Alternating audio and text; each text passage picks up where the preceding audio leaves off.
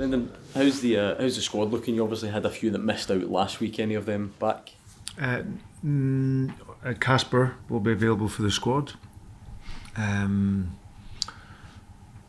Ali still out, but we'll have a look for him in midweek against Aberdeen. And Cam still out. We're looking for him for St Mirren. So going to the plan that we thought with those two players, and obviously the other guys that were out are still out. How difficult a decision do you have with the goalkeeper now, because Fujami's come in and done so well, and obviously everything's kind of geared towards this cup final for everyone? Yeah, I think it's been an interesting one, because if Casper had stayed fit, we may not have seen so much of Will. In which case then we would have had a decision in the summer, because he's a very, very talented young goalkeeper, and it was in the case of whether does he go out on loan to get that experience with a view to coming back to challenge him to be number one. But indirectly the situation has really, really helped us and cleared up that thinking, because he's been excellent when he's played. Played with real authority and calmness for such a young goalkeeper. And like, he's a big test away at Ibrox last week. He came through that really, really well. So I've been really, really pleased for him. Casper clearly was our number one goalkeeper. It's been brilliant for us all season. It's just really good to have them back and available, and then we assess it from there. Is that just the harsh reality of that position, where he can come in and do so well, but ultimately you do have an established number one and a cup final round the corner? Yeah, and I think we just have to. Casper, we've been careful with him, and we'll wait to see till later on how his shoulder and that has reacted. So and then we can make a decision then who will play tomorrow. But yeah, it's just the nature of it. But we've got no doubt we brought Will in here to eventually be the number one goalkeeper, and everything to that plan is on point at this moment in time. So, but he's been very, very good. Been really, really impressed with him in the games, and it's great to have that. Whether it is that position or others, is it a nice benefit of having the cup final where everyone is playing for those places? You've obviously won the league a couple of weeks ago, and then last weekend's fixture probably speaks for itself. But now in these next few, every player's got that motivation. Yeah, I think that over the course of the next 3 games, in particular the next 2 games, there'll be lots of changes. Players that I want to give an opportunity to, players that deserve the opportunity to play, the opportunity to recover some, because this is our 55th game or something like that this season. So we will be playing a lot of games, and but yeah, certainly over the course of the next week there'll be changes in the team. We were just chatting to Wilder, Brendan, about the off-field unsavoury incidents at the weekend targeted by missiles whilst on the pitch, had to move away glass bottles or whatnot. What's your reflections on that as the manager of players who are targeted in that way on the pitch? I think it'd just be the same as any coach or manager. It's clearly not nice to see, and hopefully it can be addressed, and hopefully players' safety is of paramount, and that can be looked at. Is that a worry that that's not the first time it's happened in this fixture at Ibrox for you? I mean, it was seen before, staff being targeted as well. Is that a worry? Well, it always is. It always is. But I'm pretty sure Rangers as a football club will be looking at that. They don't want, they don't want associated with that type of behaviour. It's not great, but they will deal with that, I'm sure.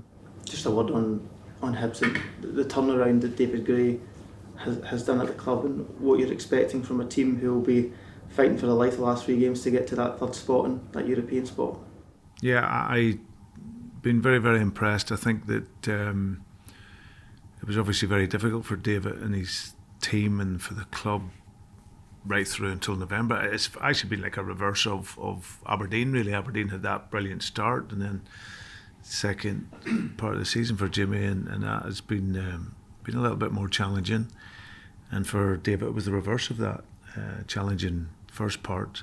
But since he changed his system in November, they went to a back five, and that structure has really, really helped the team. The players, you always clearly could see they believed in him as a coach and as a manager, but weren't getting the results at the beginning of the season. But now they had, and then it went on a fantastic run. And in all fairness, when we played them back in the cup game a number of weeks back, they arrived in that moment in a really, really good place. However, we played a really good game that day, and we know we need to play another really good game because, like you say, they have targets they want to achieve in these last 3 games. We also have targets. We're at home also, and we want to bring our level of game. And but it should be a fantastic football match. Obviously, the kind of caught Will out for the cup final with a few of the guys, but is there a temptation to look at some players, perhaps fringe men, or maybe some younger players as well this next game or so? Yeah, I will do. That's exactly what it'll be, Michael. I'll give the opportunity to players to play, and also I'm one as well that I like to judge sometimes a player away from home. It's nice when they can play at home in front of 60,000, all the support's there, but it's also for me, being a Celtic player, is also how you can cope away from home. So, but I'll definitely do that in the next few games. You're obviously at the Glasgow Cup final last week, and you've been keeping your eye obviously on these kids coming through. Is there ones in that setup that you think have got a real chance of following the footsteps of guys like Callum McGregor, James Forrest, Tony Ralston, Kieran Tierney, and all that stuff? Is the next ones coming through, you feel? Well, it's going to be a little bit of time. That's the honest answer to that. The level of the game wasn't a great game. That's my view on the game. Obviously, the pitch wasn't in the best condition at the back end of the season, so the speed and the level of the game wasn't of the highest quality. But there's some talented players here, but it's going to take them time and work and development and in order to get the opportunity. So I've always have been. If you look through my career, I've always played young players, and I've played players as young as 16 years of age. But they always, it's not meant to be easy. You don't just give players. They have to earn it, and they have to deserve it, and they have to be warrant that opportunity through hard work and quality. We spoke earlier in the season, Brendan, about some of the younger guys and how difficult it maybe can be to keep them here, and some are a bit impatient. Is it important though not to kind of just give them games because of that, just to kind of try and keep them at the club? It's something that's got to be earned. Yeah, it's a catch-22 really. I just try and simplify it. If I've always throughout my career I've judged a young player like any other player in terms of, in particular young player, I'm not so much worried about what age he is, or does he have the talent, does he have the personality, do he have that wee bit of mental toughness to put him into the arena, and if they have that, they'll get opportunities, and then can they sustain that? But a young player's development might well be that he needs to get out and get into the men's game and the rough and tumble of it, and then come back and be better for it. See a great example of young Kieran Dewsbury Hall, who I had at Leicester, who scored for Chelsea last night. Kieran was a young player, had come through the academy, hadn't played in the first team. He was a talented player, but didn't have any opportunities. But I'd seen something in him. I gave him his debut in the FA Cup against Brentford away from home, and then sent him out on loan the next day as a part of the plan for him to get minutes and grow as a young player. And he had 6 months at Blackpool, then he went a year to Luton, done very well, and when he came back he was ready, and then it was just about timing. And then when he got in the team away at Southampton, he never came out of the team and progressed really well. So it's about timing, it's about each individual player, what their needs are. Ryan Christie was the same here. When he was here, I sent him to Aberdeen, had a great spell there, really developed under Derek when he was there, and then he came back here ready, and then it was just a bit timing, and then he got that opportunity in the semi-final at Murrayfield. So for young players, there's always a pathway here. You mentioned Dane Murray a couple of times in the last couple of weeks. Is he someone who we might see in the next few weeks? No, He's injured. Yeah, he'll sadly for him, he's just had a wee clean up of his knee. Dane's one I really, really like. He's got a lot of attributes. You know, he's big, he's got good pace, he's strong, he's brave, he's competitive, and he can play. So sadly for him, it'll be pre-season with him, and then again it'll be a decision of, is he around to play, or do we need to get him games? You know, when you said a few weeks ago about change will be needed this summer, do you foresee part of that being players going as well, because of the standard that some of the players have been playing Champions League level and the interest that I know you've been asked about before, but do you anticipate that there might be a big exit, a bit like a Jota 2 years ago and a bit like Matt O'Reilly a year ago? Yeah, I don't know. I think that, listen, when I say change, it's just something it's natural. It's not me demanding this, or this group change will just naturally take place. You know, if every player was here in the squad, I would say, and every player was staying, I would say, well, I look at it, I'd probably need 3 players to add to what we have of quality. But that's probably not going to be the case. So players, there will be interest for players, I'm pretty sure, because of the level that the team has been at. And then we have to assess it from there. And then I think players that maybe aren't playing so much will move on. So then all of a sudden you have change. So, but that's also, it's good. You have to do that to progress. This team have been absolutely brilliant over the couple of years I've been here. But I think there'll be some natural movement come the summer. But either way, we look to come back in pre-season, and by the end of the window and the summer be stronger. A story this morning, Brendan, linking Rio Hatate, clubs in Italy been interested in him. Is he someone who's maybe flown under the radar a little bit in terms of the contribution and the kind of level of football that he's been producing lately? Yeah, I think for Rio, I can feel a little bit, especially in the first year here, there's a little bit of inconsistency there. There's absolutely no doubt he's a big talent.